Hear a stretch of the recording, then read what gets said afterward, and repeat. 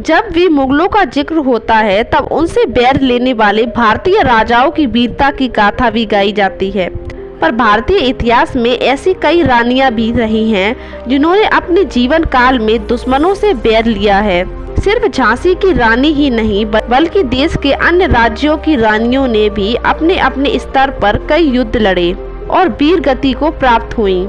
आज हम उन्हीं में से एक रानी दुर्गावती का जिक्र करने जा रहे हैं, जिन्होंने अपने और अपने राज्य की रक्षा के लिए पूरी जिंदगी लगा दी। 15वीं शताब्दी में मुगल राजा अकबर का राज्य पूरे भारत में तेजी से फैल रहा था। कई हिंदू राजाओं के साथ संधि कर मुगलिया सल्तनत अपना साम्राज्य बनाने में कायम रही थी। जिन हिंदू राजाओं ने अपना राज्य नहीं दिया था उन्हें मुगलों के साथ युद्ध करना पड़ा था। ऐसा ही एक राज्य था गोंडवाना, जिसे जीतने के लिए मुगलों को बहुत मुश्किल हुई थी। उस समय गोंडवाना की रक्षा के लिए मुगलों की सेना के सामने खड़ी थी रानी दुर्गावती। 1524 में उत्तर भारत के बांद्रा जिले में राजा कीर्ति सिंह चंदेल के घर जन्मी दुर्गावती का जन्म दुर्गा अष्टमी के दिन हुआ था। यही कारण है कि उनका नाम दुर्गावती रखा गया और वो अपने पिता की इकलौती संतान थी।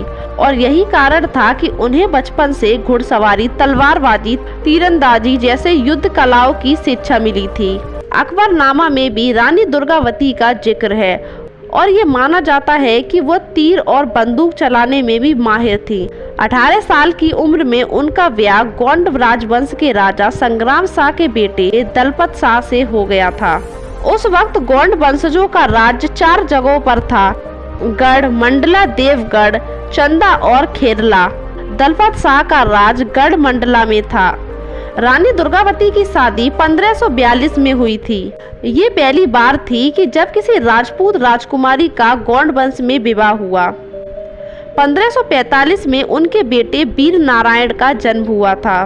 उनकी खुशियां कुछ ही समय के लिए थी और 1550 में उनके पति का निधन हो गया। 5 साल के राजकुमार को सिंहासन पर बिठाकर रानी ने कामकाज का जिम्मा अपने सिर पर लिया।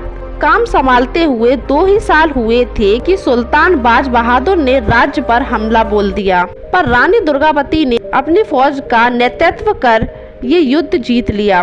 1562 में अकबर ने मालवा को भी मुगल साम्राज्य में जोड़ लिया। रानी ने अपने शासनकाल में अपने राज्य में विकास करवाया।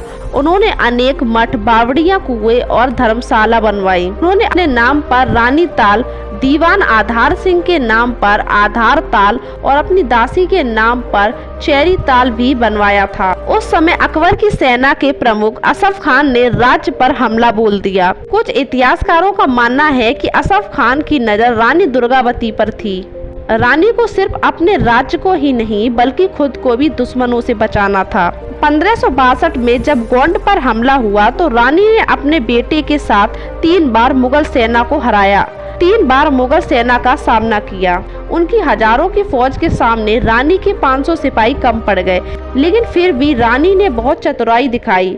उनके सैनिक जबलपुर स्थित नराई नाला पहुंचे, जो एक पहाड़ी क्षेत्र था और उसके एक तरफ गौर नदी थी और दूसरी तरफ नर्मदा। जैसे ही दुश्मन घाटी में आया तब रानी की छोटी सी सेना ने हमला बोल दिया और मुगलों को खदेड़ दिया। इस प्रथम युद्ध में रानी का सेनापति मारा गया और फिर रानी ने खुद को फौज का सेनापति घोषित कर दिया। अगले ही दिन मुगलों की सेना हार का बदला लेने के लिए और सैनिक लेकर पहुंची और तब तक रानी के पास सिर्फ 300 ही सैनिक बचे थे। इस युद्ध में उन्होंने कई सैनिकों को मारा और मुगलों की सेना लगभग आधी ही रह गई। तब तक वीर नारायण को भी बहुत सारे तीर लग चुके थे और रानी को हार नजदीक दिख रही थी। तब रानी ने अपने दीवान आधार सिंह को अपनी जान लेने को कहा, हालांकि आधार ये ना कर पाए और रानी ने तब खुद ही अपनी जान ले ली। उनका बेटा अब भी युद्ध में लड़ रहा था और फिर वीर गति को प्राप्त हो गया। रानी दुर्गावती ने अपनी पूरी जिंदगी अपने राज्य को दे दी थी। भारत सरकार ने 1988 में रानी दुर्गावती के लिए पोस्टल स्टैम्प भी जारी किया था। अगर आपको ये वीडियो अच्छी लगी हो तो वीडियो को लाइक करना ना भूलें। धन्यवाद।